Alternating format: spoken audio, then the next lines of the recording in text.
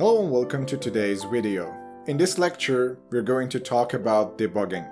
Debugging is such an important topic in C programming. Not only C programming, it's an important topic in any kind of programming. Today, I'm going to talk about debugging, especially breaking points. What do I mean by debugging? The word debug means removing a bug. So when you debug your code, you actually go over your code and remove the errors. So you should know that as programmers, we'll always make mistakes. But computer won't make mistake. So debugging tool is your friend. It allows you to go through your code, investigate it line by line, and find the error and fix your code. In this video, we're going to talk about breaking points. What do I mean by breaking points? When you place a breaking point at a line in your code, debugger will execute your code until that line and then will pause and will allow you to monitor everything, investigate everything, and then you can go on and continue your code after that breaking point. Or you can try to investigate your code line by line, go into functions, loops, if conditions, and everything to see if your code works the way it should be. Honestly, you should use breakpoints in every program you write.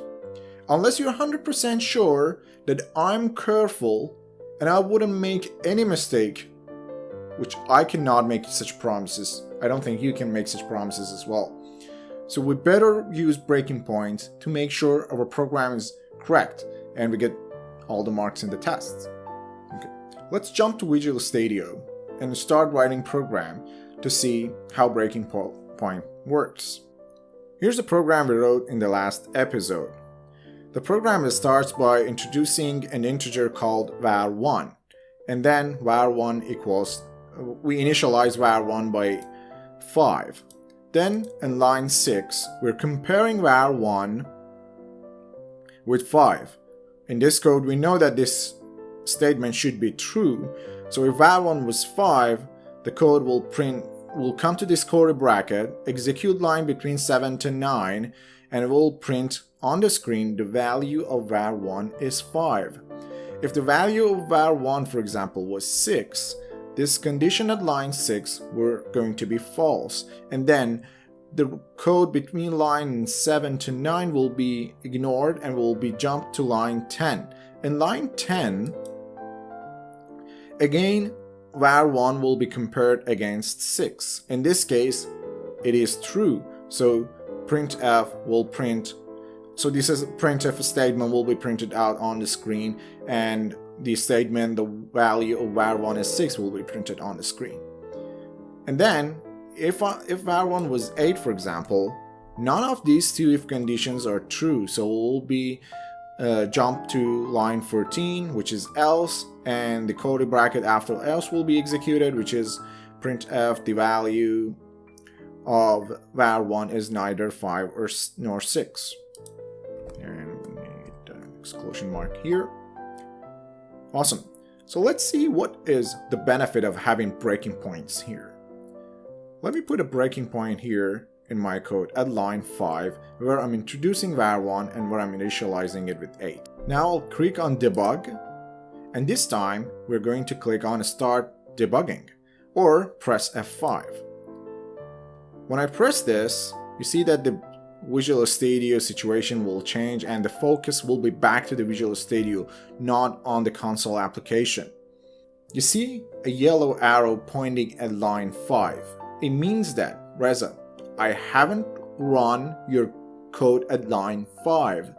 I have compiled and executed the code until line 5, but I haven't executed line 5 yet.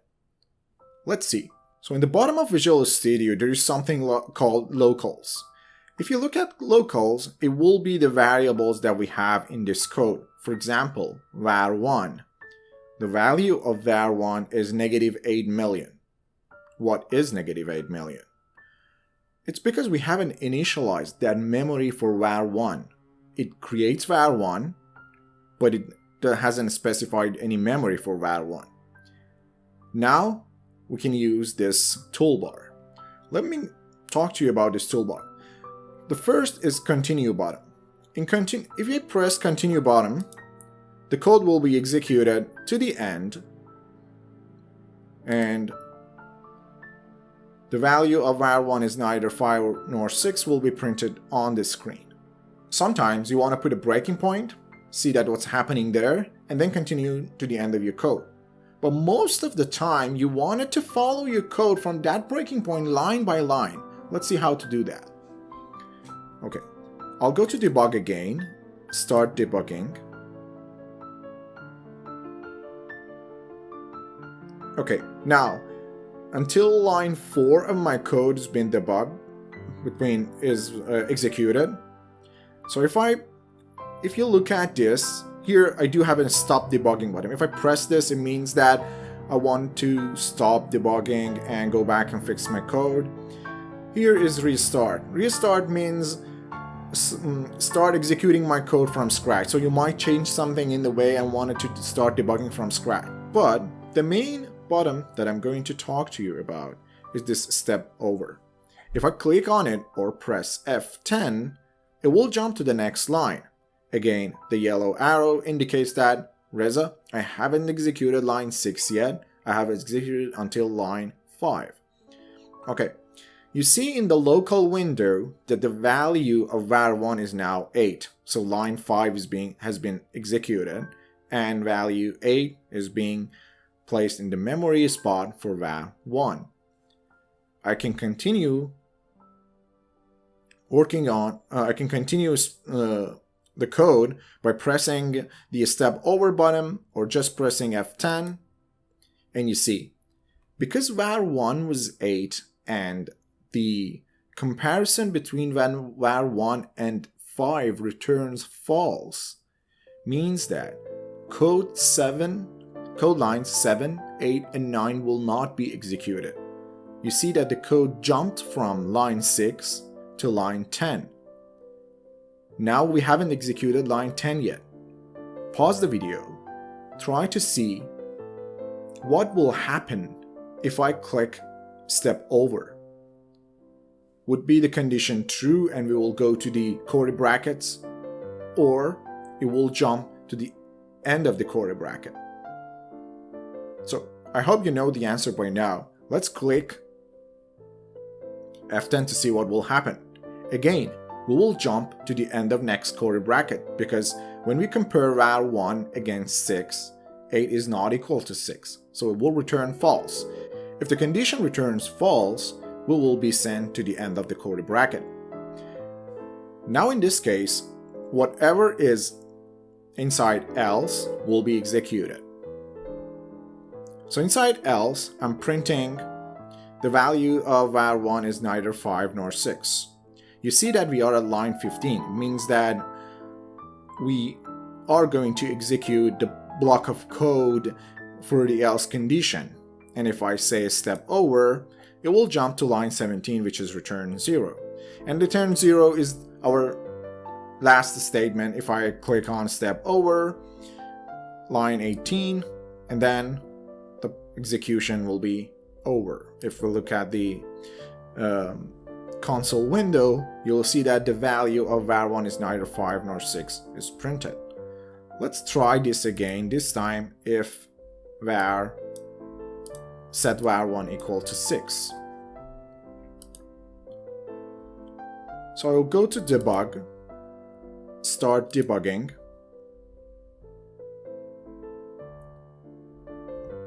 C compiler would compile your code and start executing, but will pause execution when it reached to the breaking point.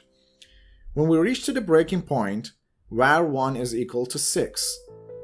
But as I said, because the yellow arrow points to line 5, it's not executed yet.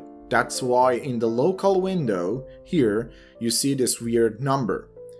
If I click a step over or press F10, line 5 will be executed. Value 6 will sit in the memory position of var1. Now, I know that this if condition will be wrong, so if I click next, I will be jumped to line 10. Awesome. And then, I know var1 equals to 6. So this condition is true. If I click step over, it will go to line 12. Awesome. So this statement, the value of var1 is 6, will be printed on the screen. If I say step over, we'll go into the end of the curly bracket. Step over. Now you see that the else condition didn't execute this time, and that's what we want. Now I can press continue to finish debugging, and if I go look at the console window, the value of var1 is 6 is printed on the screen. To summarize today's video, we talked about debugging and especially breaking points. To use breaking points, we stop the execution of our code at one line and then start to investigate the code line by line to see if computer does what we asked for. Sometimes programmers want to do something, write a code, but the code is wrong and the code is doing something else, and you see the result and you're getting frustrated that why the result doesn't make sense, why it's not the output that I'm looking for. So this way, if you stop your code during execute time and go line by line to see what's wrong, you can find the error, you can fix it, and it will save a lot of time for you. Thank you for watching this video, guys.